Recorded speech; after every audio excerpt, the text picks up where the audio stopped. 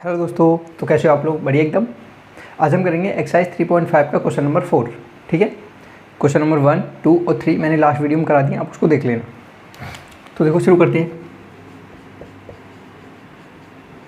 Exercise 3.5 का question number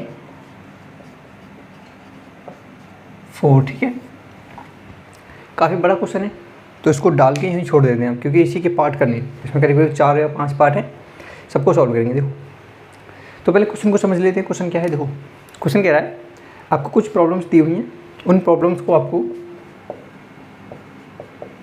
कुछ problems हैं उनको आपको रैखिक समीकरण युग में बदलना है। ठीक है,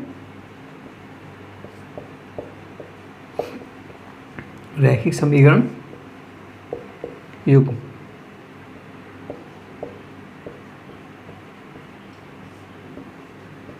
ठीक है, रैखिक समीकरण युग में लिख लीजिए उनको। और जब आप रैखिक समीकरण युग में लिख लेंगे तो आपने अभी तक 3 विधि सीख चुके हो, है ना, रैखिक समीकरण युग को कैसे हल करते हैं। तो उन तीनों विधि में से किसी एक विधि से कर देना, जो आपको अच्छी लगे उससे। ठीक है, अच्छा एक चीज़ और कह रहा है, आपको तब सॉल्व करना है जब वो अस्तित्व में हो, यानी कि उसका अस्तित्व हो। ठीक है, जब वो एग्जिस्ट करता हो। ऐसा नहीं है कि उसका हल हो ही ना और आप कर रहे हो। जैसे हल किसका नहीं होता, ये वाली कंडीशन जब आती थी तो हल नहीं होता था ना। ठीक है, इस कंडीशन में समीकरण का कोई हल नहीं होता, क्योंकि इसमें रेखा समांतर हो जाती हैं। तो अगर ऐसी कंडीशन अगर आपके पास आ रही है तो उस कंडीशन में आपको क्वेश्चन को सॉल्व नहीं करना है, बाकी हर कंडीशन में सॉल्व करना है।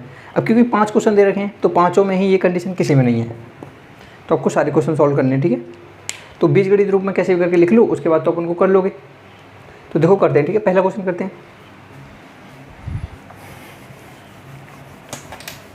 देखो पहला क्वेश्चन क्या है, क्वेश्चन नंबर 1। और क्या चल रहा है आपकी लाइफ में? सब बढ़िया कि वाट लगी पड़ी है मैथ साइंस की वजह से? देखो पहला क्वेश्चन है, एक छात्रावास के मासिक व्यय का एक भाग नियत है तथा शेष इस पर निर्भर करता है कि छात्र ने कितने दिन भोजन लिया। ठीक है, तो मतलब विद्यार्थी वगैरह होते हैं कुछ, है ना, तो कहीं रहने लग जाते हैं, जैसे पढ़ाई के लिए कहीं रह रहे हैं। तो 2 विद्यार्थी हैं, एक ए एक बी। ठीक है, ये पहला स्टूडेंट है और एक दूसरा है बी। ठीक है, अच्छा अभी एक छात्रावास में रह रहे हैं। ठीक है, छात्रावास में ये रह रहे हैं। तो वहाँ पे जब ये रह रहे हैं तो जहाँ रह रहे हैं वहाँ उन्होंने क्या कहा इनसे कि अगर तुम उस जगह रह रही हो तो उस जगह का कुछ नियत किराया है जो तुम्हें देना ही पड़ेगा। ठीक है, क्या है? कुछ नियत किराया है, या खर्चा बोल सकते हो उसको, है ना, किराया बोल दो या खर्चा बोल दो, जो इनको देना ही देना है। लेकिन एक अतिरिक्त किराया भी है, जैसे वो भोजन खाएंगे, वहाँ रहेंगे तो भोजन लेंगे, तो जो भोजन लेंगे उसका अलग किराया है।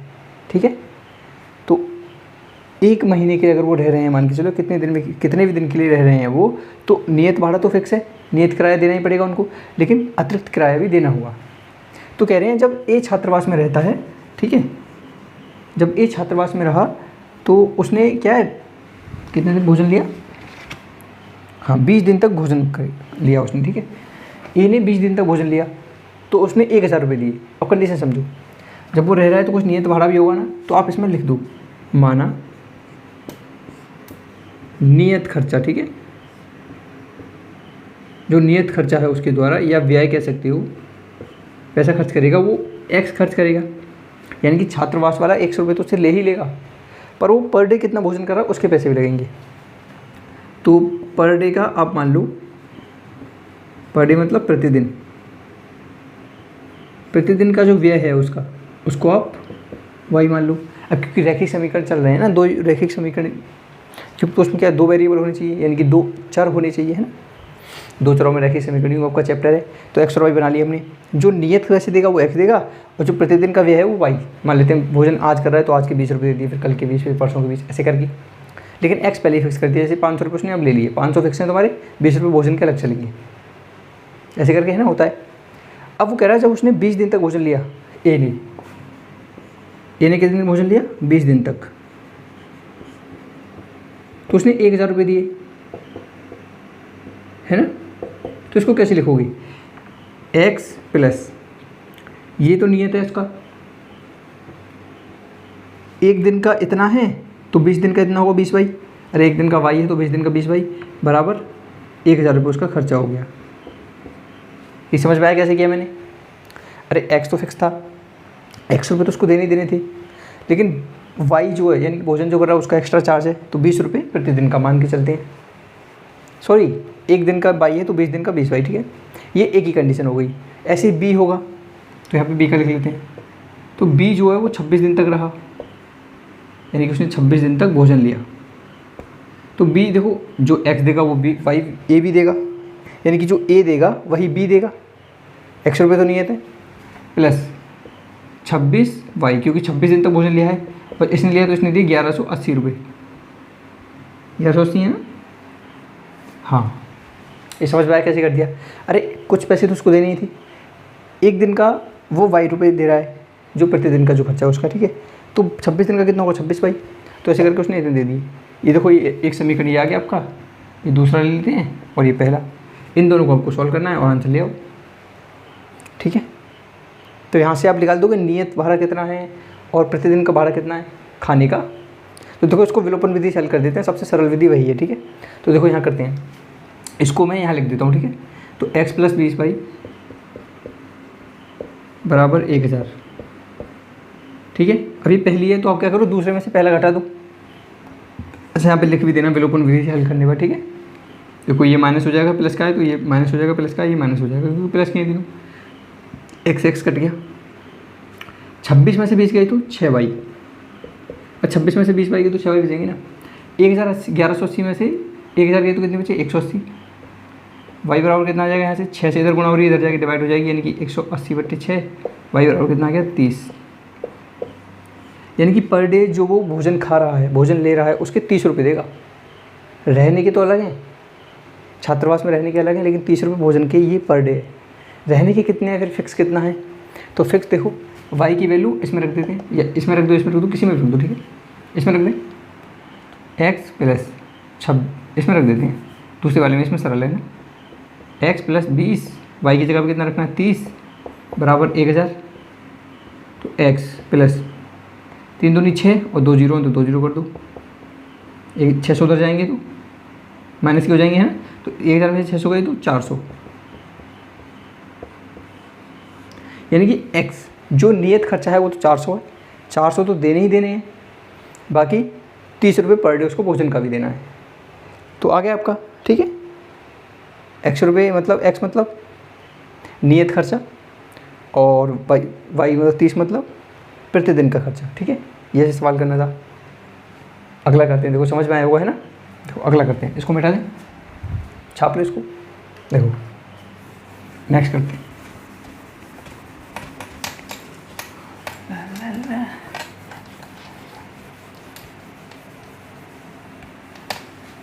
देखो क्वेश्चन नंबर 2, ठीक है। क्वेश्चन नंबर 2 में कह रहा है आपसे, एक भिन्न 1/3 हो जाती है जब उसके अंश में 1 घटाया जाता है, और 1/4 हो जाती है जब उसके हर में 8 जोड़ा जाता है। तो भिन्न बताइए, भिन्न क्या है? देखो पहले भिन्न समझते हैं, भिन्न क्या होती है। भिन्न आपकी जो भी होगी ना वो अंश बट्टे हर के रूप में होती है, अंश बट्टे हर, ठीक है। ऐसे भिन्न होती है आपकी ये। अगर मैं अभी फिलहाल के लिए अंश को x बोल दूं और हर को y बोल दूं, तो भिन्न आपकी x/y बन गई। भिन्न x/y है। अच्छा, भिन्न कभी नेगेटिव नहीं होती, ठीक है, एक्स्ट्रा पॉइंट है, याद कर लेना। x/y भिन्न हो गई। अब हमसे सवाल क्या कह रहा है, आप इसमें वो लिख देना, ठीक है। माना अंश बराबर x व हर बराबर y, ठीक है। अब देखो हम कह रहा है, अगर मैंने इसके हर में से अंश में से 1 घटा दिया तो भिन्न कितनी बन गई? 1/3। तो भिन्न तो हमारी फिलहाल में ये है, और ये 1/3 बन गई कब? जब मैंने अंश में से 1 घटा दिया। जब मैंने अंश में से 1 घटाया, हर से कुछ नहीं किया, हर को तो ऐसे ही रहने दिया, हर से थोड़े बोला ये करना है। जब अंश में से 1 घटाया तो भिन्न 1/3 बन गई। इसको बोल दो कंडीशन नंबर 1, ठीक है, समीकरण नंबर 1।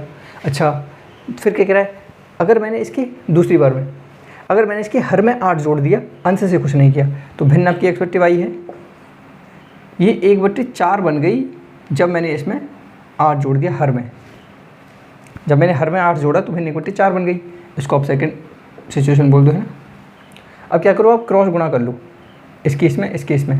तो देखो इसको सॉल्व करते हैं, क्रॉस गुणा करो, 3 की x में करेंगे तो 3x, माइनस तो माइनस लगा दो, 3 की x में करेंगे तो 3 बराबर y की 1 में करेंगे तो y। ठीक है, इसको जब आगे इसको इतना रहने देते हैं तो समीकरण नंबर 1 बन गया आपका ये। 1 तो पहले से लिखा हुआ है तो 3 बोल देते हैं इसको। ठीक है, इसको 3 बोल देते हैं समीकरण।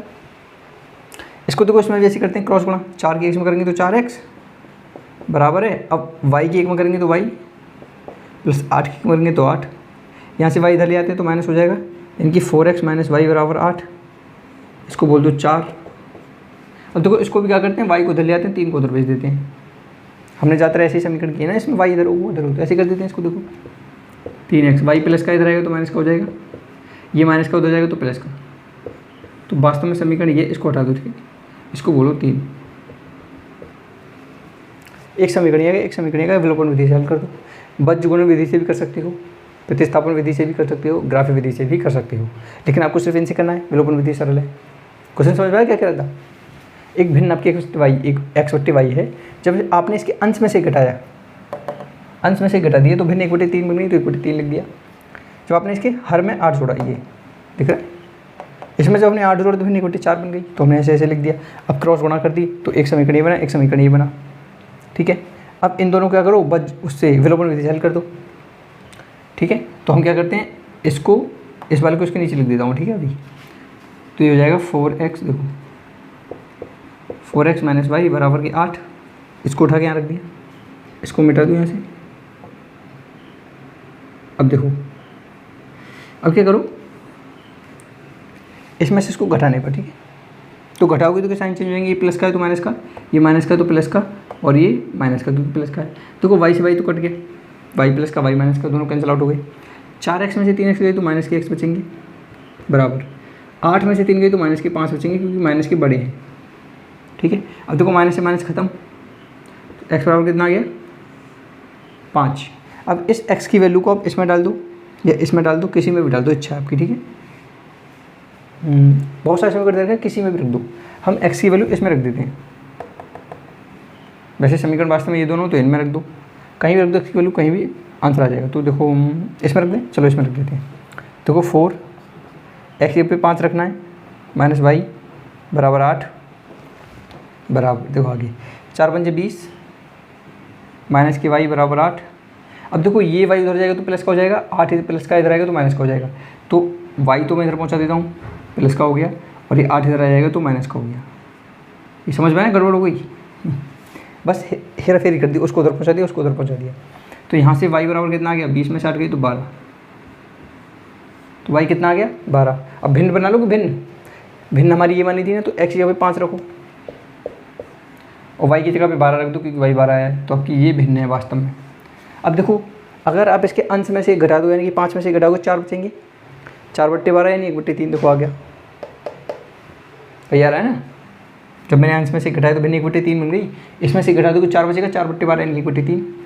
अंश में हर में अगर 8 जोड़ दोगे तो 1/4 बन जाएगी, 12 में 8 जोड़ो 20, 5/20 मतलब 1/4, तो देखो 1/4 नहीं समझ में आया। अरे देखो 5 x की जगह 5 रखो, -1 बट्टे y की जगह 12 रख दो, तो 5 में से गए तो 4/12, और 4/12 ही तो 1/3 होता है, 4 × 4 4 की 12 आ रहा है। देखो ऐसे x की जगह 5 रख दो, y की जगह 12 प्लस 8, तो 5 बट्टे कितना हो गया 20, और 5/20 मतलब 1/4, और यही तो 1/4 है। समझ में आया, ये ऐसे होगा। ठीक है, आई थिंक छापने लायक तो उसमें कुछ बचा ही नहीं समझ लेना। ठीक है, आप कर लोगे इसको। तीसरा करते हैं, देखो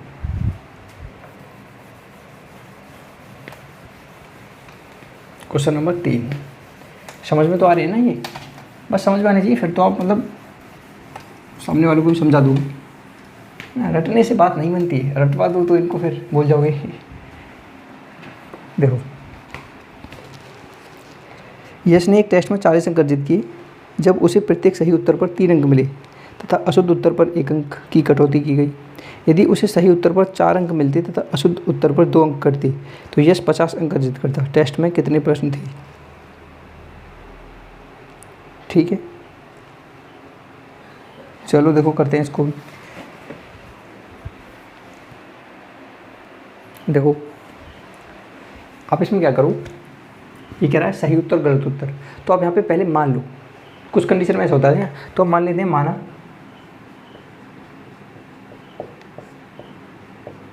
सही उत्तर की संख्या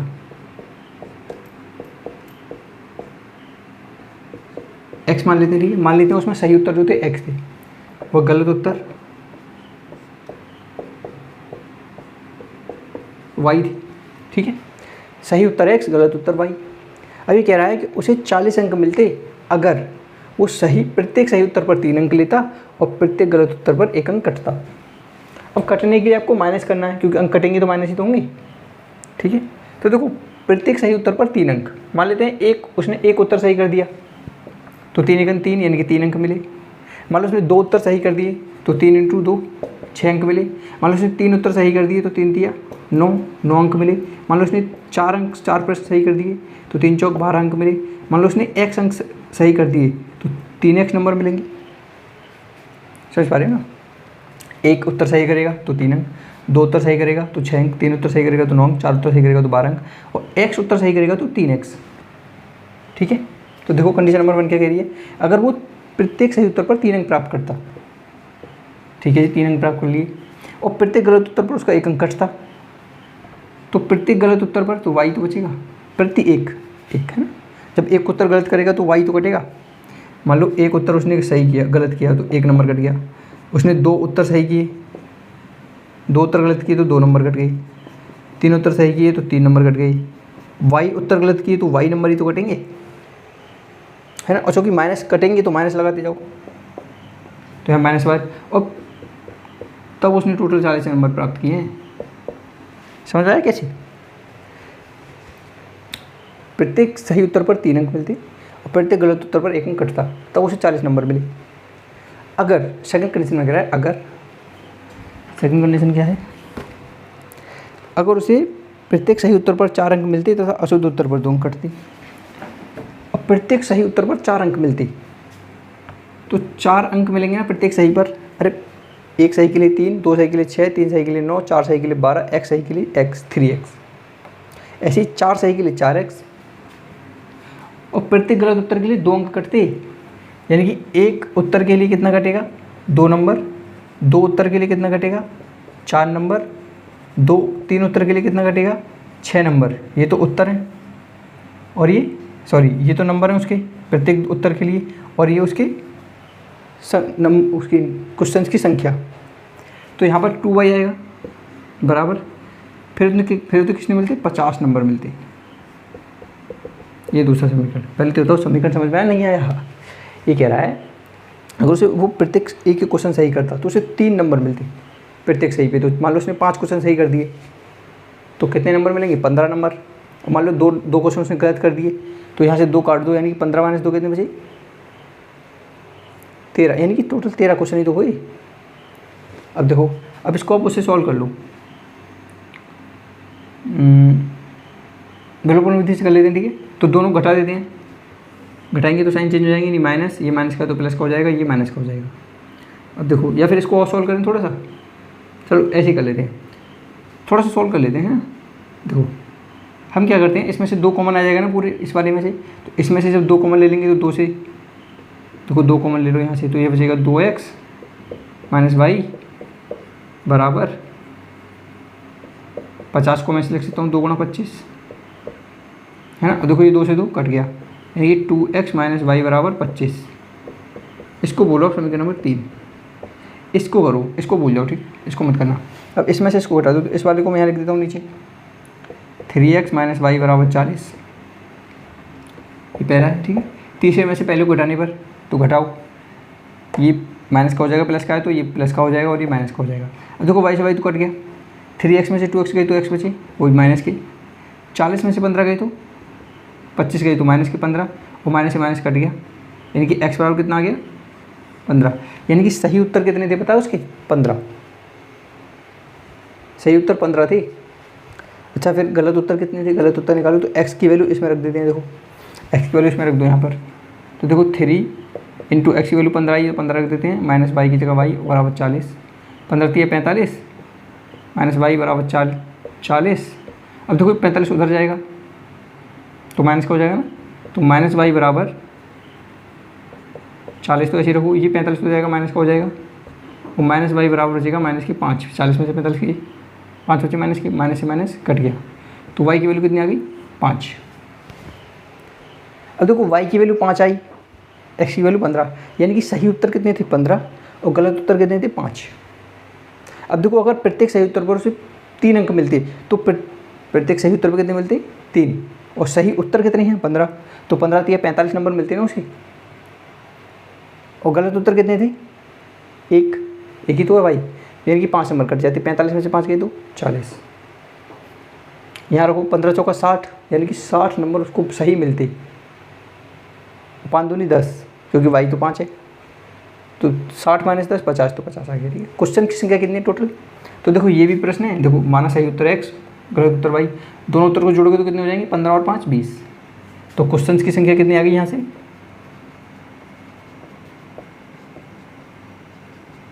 20 आ गई ना। अरे 15 और 5 20, समझ में आया क्वेश्चन। इसको थोड़ा सा दोबारा रिवाइज करके देख रहे हैं, थोड़ा सा टेढ़ा लग रहा था लेकिन सरल क्वेश्चन है। ठीक है, देखो क्वेश्चन नंबर 4 करते हैं इसका। ठीक है, देखो इसको मिटा रहा हूँ मैं ना,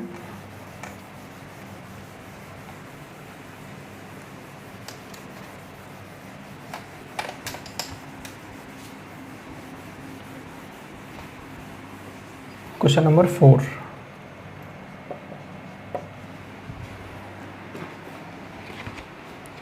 क्वेश्चन नंबर 4 में कह रहा है एक राजमार्ग पर दो स्थान ए और बी के बीच की दूरी 100 किलोमीटर है।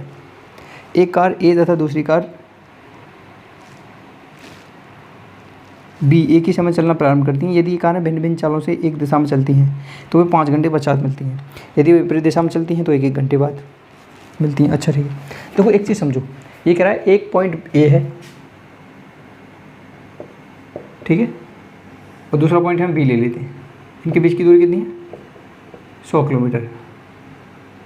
ठीक है, अब एक चीज़ समझो, चालों के बारे में एक नई चीज़ समझो।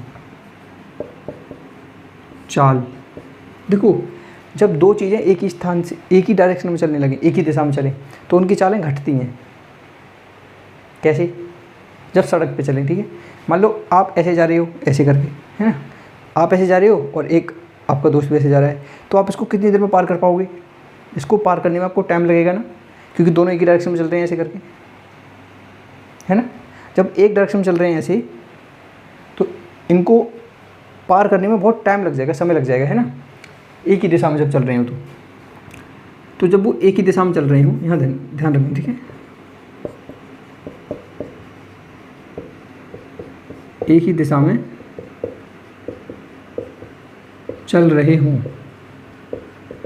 तब चाल जो है आपकी वो घटती हैं। क्या होती हैं? घटती हैं। समझे? नहीं समझे? क्वेश्चन क्या कह रहे थे, क्वेश्चन बता दूं।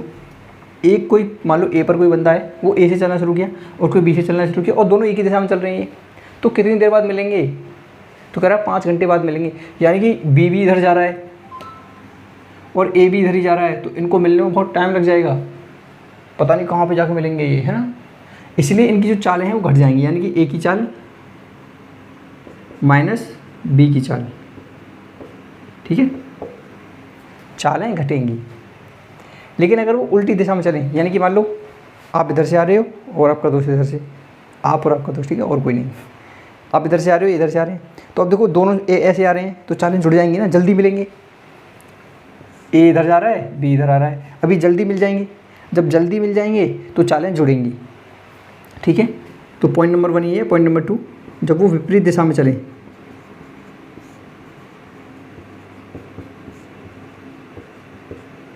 विपरीत दिशा में चलें, तब चालें क्या होता है? जुड़ती हैं। तब चाल जो है ऐड होती हैं। ठीक है,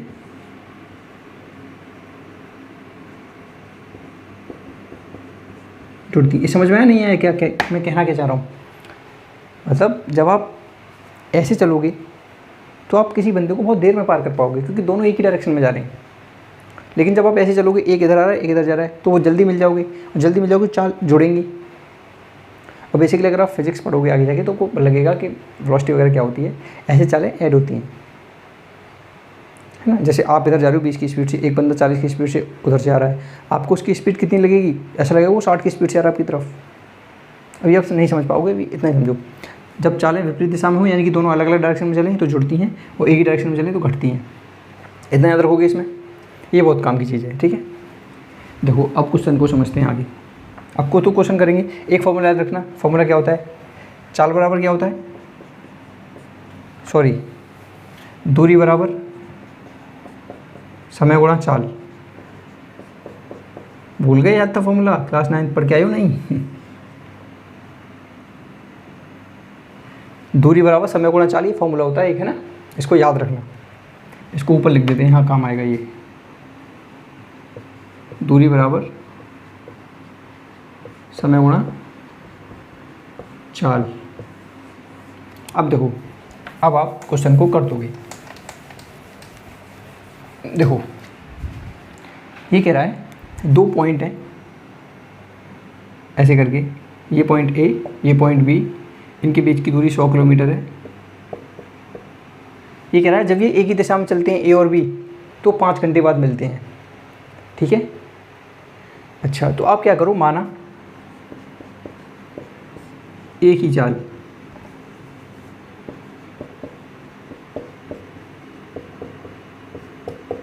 एक्स व बी की चाल वाई, ठीक है। अब एक ही चाल एक्स मान ली, बी की चाल वाई मान ली। अब ये अगर एक ही दिशा में चलेंगे तो चाल क्या हो जाएगी इनकी, चाल हो जाएगी एक्स माइनस वाई, ठीक है। एक ही दिशा में चल रहे हैं। अच्छा टाइम समय कितना लिया इन्होंने, कितने समय बाद मिलेगी, 5 घंटे बाद, ठीक है। तो लिख देते हैं इसको 5 घंटे बाद, इसको याद रखना, ठीक है। जब एक ही दिशा में है ना, यहाँ लिख दूँ एक ही दिशा में, ठीक है। सेकंड कंडीशन क्या कह रहा है, जब भी विपरीत दिशा में चलते हैं तो 1 घंटे बाद मिलते हैं, तो लिख देते हैं विपरीत दिशा का यहाँ लिख देते हैं, ठीक है।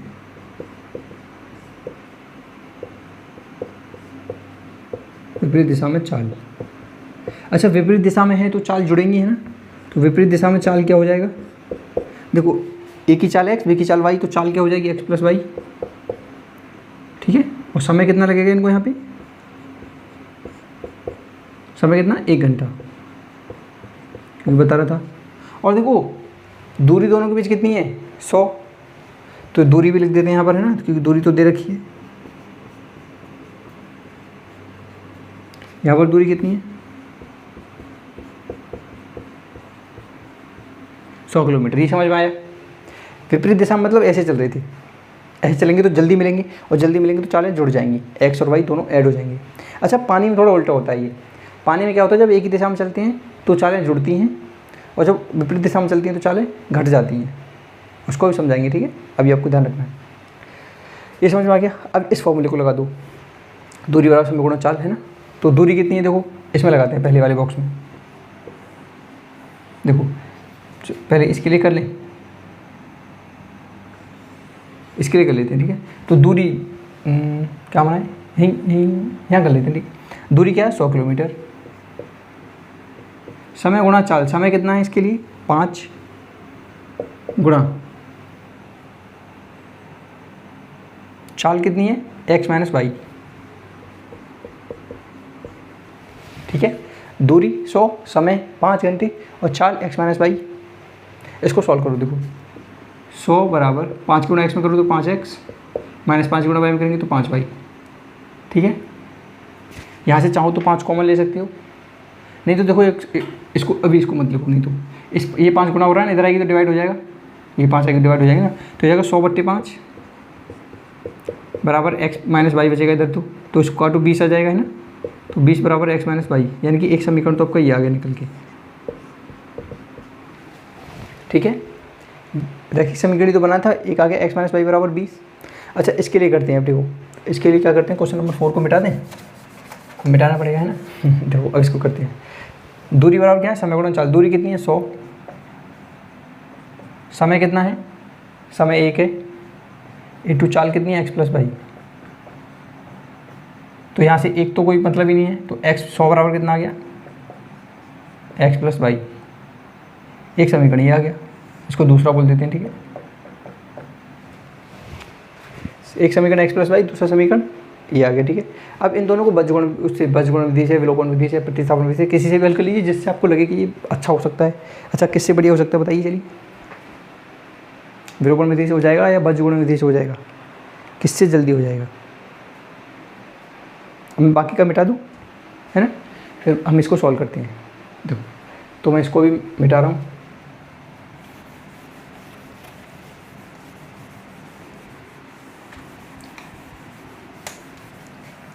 ठीक है, देखो इसको लिखते हैं यहाँ पर,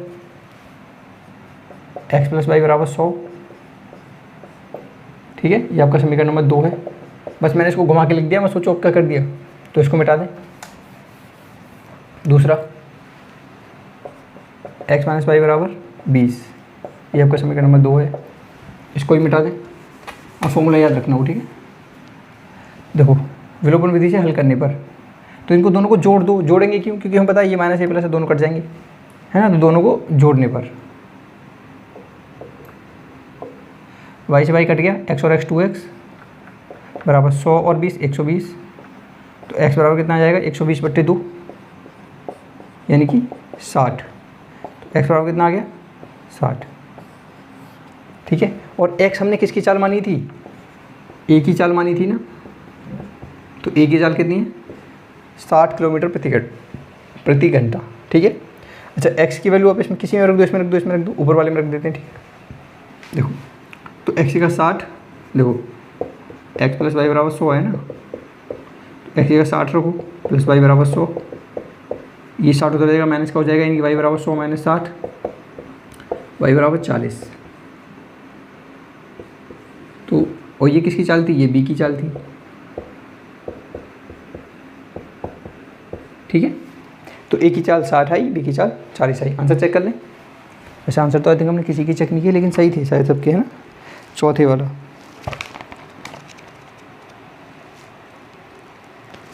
3.5 का चौथा, 60 और 40, ठीक है,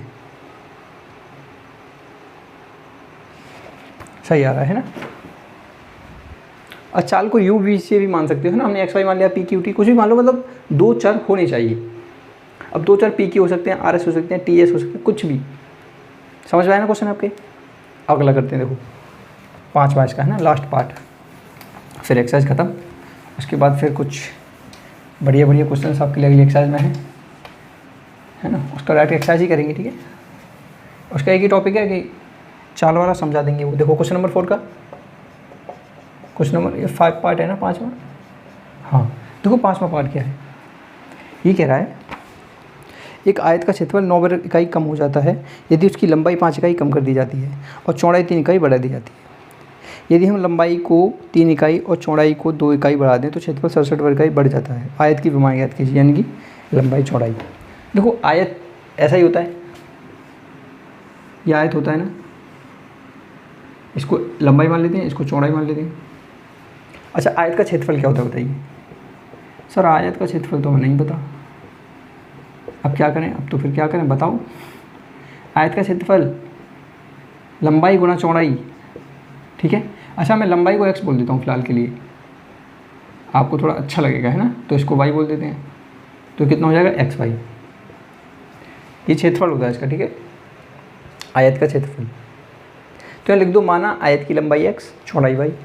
लिखनी पड़ेगी, चलो लिख देते हैं, माना लंबाई x और चौड़ाई y, ठीक है।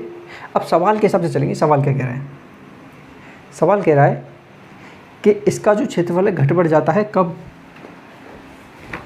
जब एक आयत का क्षेत्रफल 9 वर्ग इकाई कम हो जाता है। तो देखो पहले क्षेत्रफल कितना है, एक्स वाई, क्षेत्रफल इतना है, ये 9 वर्ग इकाई कम हो जाएगा। अरे एक्स वाई में से 9 घटा दो, कब कम हो जाएगा, जब हम इसके लंबाई में 5 का, जब इसकी हम लंबाई 5 इकाई कम कर दें। और लंबाई कितनी है, एक्स। देखो अभी फिलहाल में लंबाई x है, इसमें से 5 का ही कम कर दूँ, यानी 5 घटा दूँ तो x में से 5 घटाओगे ना, तो x में से मैंने 5 घटा दिए और y की चौड़ाई 3 का ही बढ़ा दी, यानी कि y में 3 ऐड कर दिया। देखो ये समझ में आया नहीं है, पहले ये बताओ। तो ये क्या कह रहा है, जब हमने इसकी लंबाई 5 का ही बढ़ा दी, यहाँ पे देखो ये आपका नया आयत बनेगा एक, ऐसे करके। इसकी लंबाई पहले कितनी थी x, हमने इसमें 5 का ही और बढ़ा दिया तो लंबाई ये हुई। चौड़ाई हमारी y थी, लेकिन फिर हमने इसमें सॉरी घटाया है ना, ये तो चौड़ाई ये थी y, हमने चौड़ाई में 3 का ही बढ़ा दी इसकी चौड़ाई, तो ये +3 हो जाएगा। ठीक है, अरे पहले ये था कंडीशन ऐसे आई कि लंबाई में से 5 घटा दिया, चौड़ाई से 3 बढ़ा दिया। अब जब हमने ऐसा किया तो क्षेत्रफल क्या हो गया इसका, x माइनस वाई, लंबाई गुणा चौड़ाई तो होती है लंबाई और चौड़ाई। ठीक है, लेकिन बता रहा है क्षेत्रफल तो ये आया है, लेकिन ये क्षेत्रफल था क्या, वो पुराने वाले क्षेत्रफल से 9 गुना घट गया, सॉरी 9 कम हो गया। ठीक है, 9 गुना नहीं होगा, गुना में गड़बड़ होता है, गुना नहीं होता। ये कह रहा है ये क्षेत्रफल इस क्षेत्रफल से 9 कम हो गया, तो ये तो नया क्षेत्रफल है, इस क्षेत्रफल से 9 घटा दूँ तो ये इसी के तो बराबर आएगा x y, और इसमें से 9 घट गया। भाई दोनों क्षेत्रफल बराबर ही तो आने चाहिए, क्योंकि उसने साफ साफ कहा है जब लंबाई घटाई चौड़ाई बढ़ाई तो इसका 9 कम हो गया, यानी कि इसी के बराबर है। तो एक समीकरण तो ये बन के आया आपका। नहीं समझ में आया अभी, कैसे समझा सकते हैं इसको, देखो समझो ना यार। ये कह रहा है जब मैंने 5 घटाया और 3 बढ़ाया तो क्षेत्रफल ये होगा, ये जो क्षेत्रफल है ये इसके ही बराबर है, लेकिन कब, जब इसमें से 9 घटा दूंगा तो हमने इसके बराबर कर दिया। ठीक है, अब देखो दूसरी कंडीशन क्या कह रहा है, इसको याद रखना। ठीक है, इसको भी सॉल्व करेंगे आगे। सेकंड कंडीशन और देख लेते हैं। ठीक है, सेकंड कंडीशन में जो आपका आयत है दोबारा, ठीक है, इसकी लंबाई हमने l बोल दी अभी, सॉरी x, और चौड़ाई y बोल दी। लेकिन अगली कंडीशन में क्या कह रहा है, अगली कंडीशन में कह रहा है यदि हम लंबाई को 3 इकाई और चौड़ाई को 2 इकाई बढ़ा दें, यानी कि दोनों को बढ़ा दें, इसको हमने 3 इकाई बढ़ा दिया, इसको हमने 2 इकाई बढ़ा दिया, तो क्षेत्रफल कितना हो गया, x + 3 y + 2, क्योंकि क्षेत्रफल तो लंबाई गुणा चौड़ाई होता है, लंबाई गुणा चौड़ाई। जब हमने ऐसा किया तो इसका क्षेत्रफल जो 67 वर्ग इकाई बढ़ गया है ना। हाँ, इसका क्षेत्रफल क्या है, 67 वर्ग इकाई बढ़ गया, किसकी तुलना में, इसकी तुलना में। तो x y तो पहले ही था 67 और बढ़ गया, अरे x y तो पहले ही था, जब ये बढ़ाया तब क्षेत्रफल इतना बढ़ गया 67। ठीक है, 67 6 7 है ना, तो ये इतना बढ़ गया, बस ऐसे बन गया ये समीकरण। मुझे लगता है समझ में नहीं आया। अरे समझ में आया, देखो इसका जो क्षेत्रफल निकाला हमने ये आएगा, लेकिन ये जो क्षेत्रफल है वो इससे 67 ज़्यादा है, तो पहले इसे लिख दो फिर इसका 67 लिख दो, यानी कि ये इसी के बराबर तो आएगा। समझ में आया। अब क्या करना है, अब इसको सॉल्व करते हैं बस। तो देखो गुणा कर लेते हैं इसमें, है ना। देखो x की y में करोगे पहले गुणा तो कितना आएगा, x y, x की फिर इसमें करोगे तो कितना आएगा, +3x, क्योंकि यहाँ पे प्लस है यहाँ पे x है। अब माइनस है तो माइनस लगा दो, -5 गुणा y में करेंगे तो -5y। अब देखो -5 और +3 मतलब माइनस के आएंगे, 5 × 15 बराबर xy -9 पहले से है।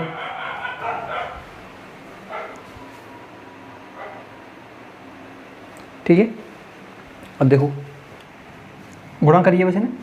पहले x की y में, फिर x की 3 में, फिर 5 की y में, फिर 5 की 3 में। अब देखो x y वाले एक तरफ ले जाते हैं, नंबर एक तरफ ले जाते हैं, है ना। देखो 3x -5y -15 ऐसे ही रहने देते हैं। ये -9 इधर आएंगे तो +9 हो जाएंगे बराबर, ये x y ऐसे ही रहने देते हैं। और देखो ये x y प्लस का है, उधर जाएगा तो माइनस का हो जाएगा। ठीक है, अरे ये प्लस का है ना, उधर गया तो माइनस कर दिया। अब देखो 3x -5y -15 +9 कितने बचे, -6 है ना। अरे -15 और +9 -6 बचे बराबर x y से x y तो कट गया, ये माइनस का ये प्लस का, तो यहाँ 0 बचेगा। अब ये 6 जो माइनस का उधर जाएगा तो प्लस का हो जाएगा, है ना। तो इसको मैं यहाँ भेज दूँ, यहाँ से हटा दूँ तो ये हो जाएगा बराबर 6। तो एक समीकरण तो आपका ये निकल के आ गया। ठीक है, अब देखो इसको ऐसे ही सॉल्व करेंगे, इसका भी आ जाएगा। देखो इसको यहाँ से करते हैं, देखो x + 3 x + 2 बराबर xy + के 67। ये समझ में आया कैसे कर दिया था? जब हमने लंबाई 3 बढ़ाई और चौड़ाई 2 बढ़ाई तो क्षेत्रफल जो 67 बढ़ गया था इसका। ये क्षेत्रफल 67, यही तो क्षेत्रफल पुराना, यही तो 67 बढ़ेगा जब इसकी लंबाई चौड़ाई बढ़ाएंगे, तो यही तो बढ़ेगा, यही घटेगा, इसी में वो जो होगा। तो ये जब लंबाई चौड़ाई बढ़ाई तो ये बढ़ गया।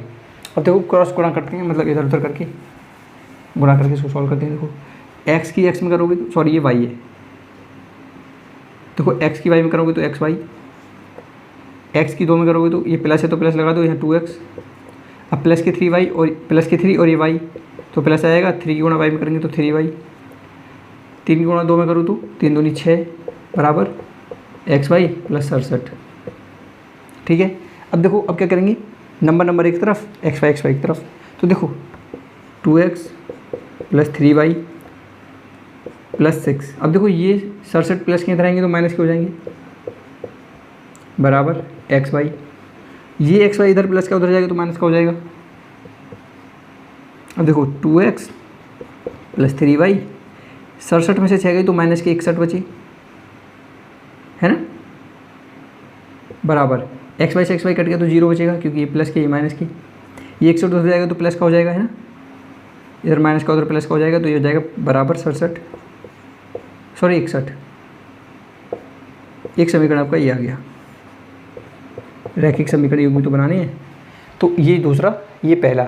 इसको विलोपन विधि से हल कर दो, या फिर देखो इसको विलोपन विधि से हल करना तो मुझे लगता है टफ सा हो जाएगा, तो आप एक काम करो, इसको बीजगुणन विधि से कर दो या प्रतिस्थापन से कर देना, ठीक है, किसी से भी कर दो, इच्छा है आपकी, जैसे चाहो वैसे कर सकते हो। ठीक है, बताओ किससे करें, बीजगुणन विधि से कर देते हैं इसको। ठीक है, देखो ऊपर मिटाते हैं, समीकरण रख देते हैं बस।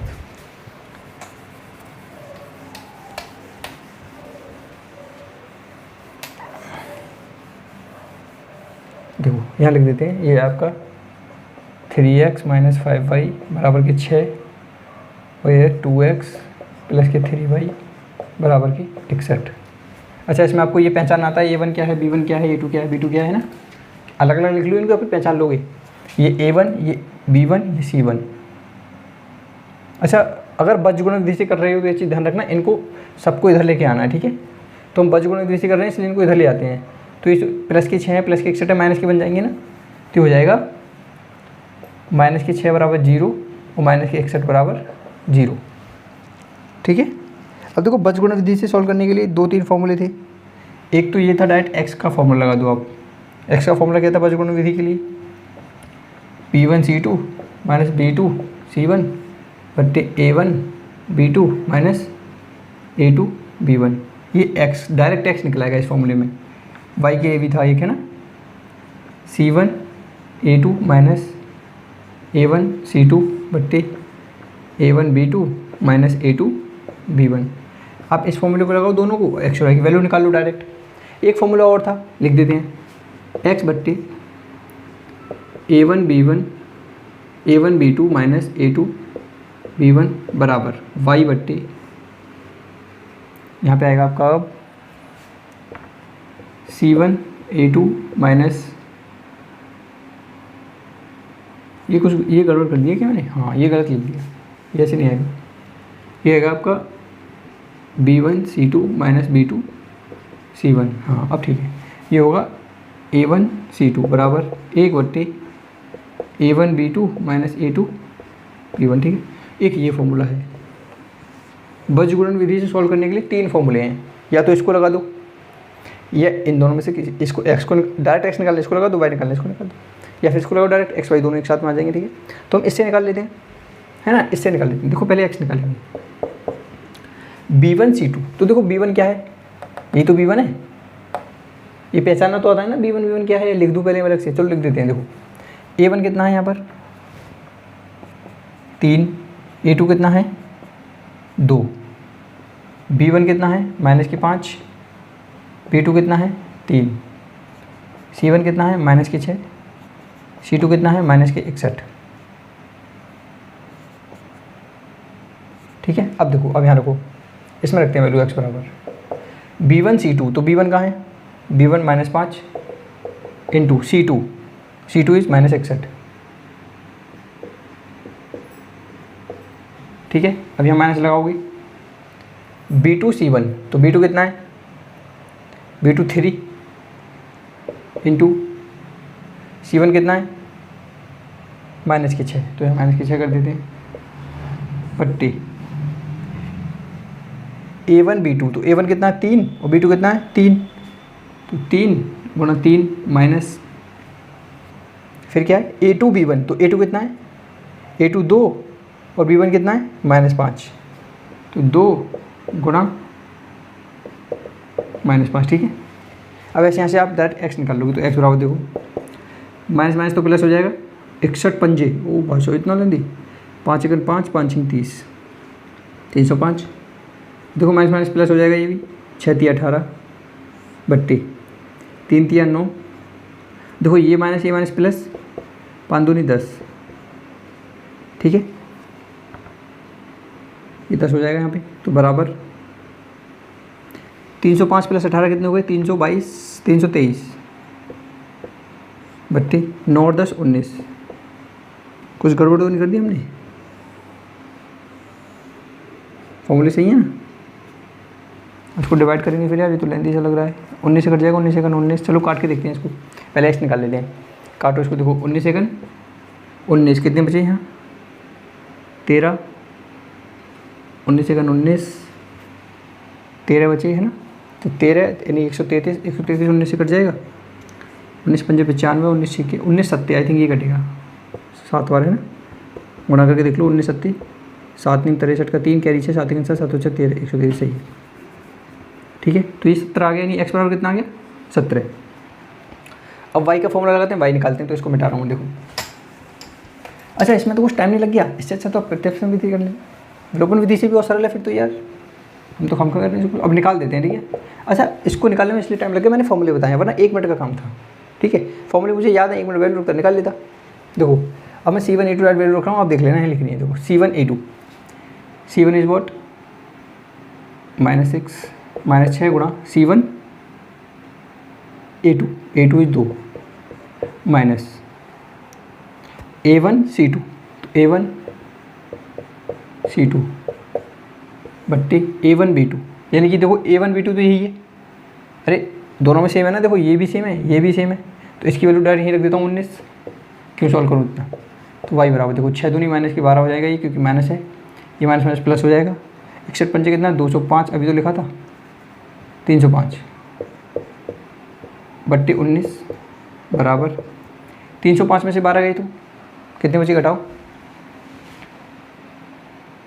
200 कितने बचेंगे 295, फिर 2 घटा 293 बट्टी 19, इसको काटो 19 एकन 19, कितने बचेंगे यहाँ पे 9 10 103 यार, ये तो 19 से कटेगा ही नहीं, A1 B2 सही लिखा है हमने,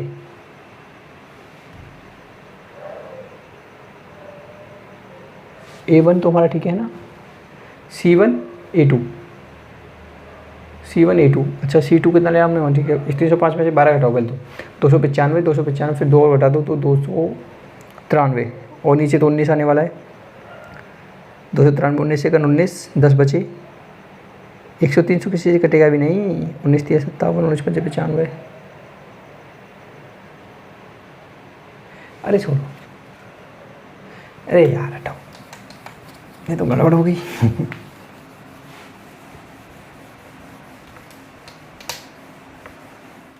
देखो x की वैल्यू कितनी आई थी 17 है ना, अभी निकाला था आपने। y के लिए फॉर्मूला लगाते हैं, y बराबर क्या होता है, y बराबर होता है आपका, फॉर्मूला लगाते हैं, ठीक है ध्यान से, C1 A2 minus C2 A1 बट्टे A1 B2 minus A2 B1, तो y बराबर C1 कितना है -6 गुणा A2 कितना है 2 माइनस C2 कितना है -61 गुणा A1 कितना है 3, अरे यार बट्टे A1 B2, A1 कितना है 3, B2 कितना है 3 माइनस A2 कितना है 2 गुणा V1 कितना है -5। सॉल्व करो, देखो आगे ये माइनस के 12 हो जाएगा। अच्छा ये देखो माइनस, ये माइनस तो यहाँ प्लस हो जाएगा। 61 किया तो 3 × 3 6 × 18, ठीक है। अरे गुणा कर दी बस, है ना। अब देखो 3 × 3 9 माइनस, ये हो जाएगा माइनस माइनस प्लस 10। तो ये कितना आएगा, देखो 183 में से 12 घटाओ तो 3 में से 2 गए तो 1, 8 में से 1 गया तो 7 और 1 पहले से है बट्टे 19, ठीक है। यही तो बचेगा। 183 में से 12 घटाओ, 3 में से 2 गए तो 1 बचा, 8 में से 1 गए तो 7 और 1 का 1, 171 बचा, है ना। तो ये 19 से कितनी बार कटेगा 9 बार, ठीक है। तो y कितना आ गया 9। देखो y क्या माना था आपने, चौड़ाई माना था ना, और x क्या माना था आपने, x बराबर 17 आया था ना, ये आपने लंबाई माना था।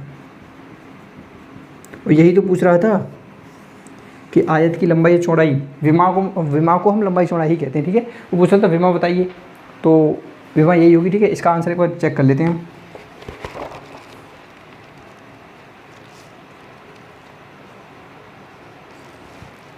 हाँ ठीक है, चौड़ाई y लंबाई x, सही है। थोड़ा सा हो गया था, पता नहीं क्यों है ना, नहीं सही कर रहे थे हम, कहीं मिस्टेक हो गई थी थोड़ी बहुत। अब थोड़ी बहुत मिस्टेक कहीं ना कहीं हो ही जाती है।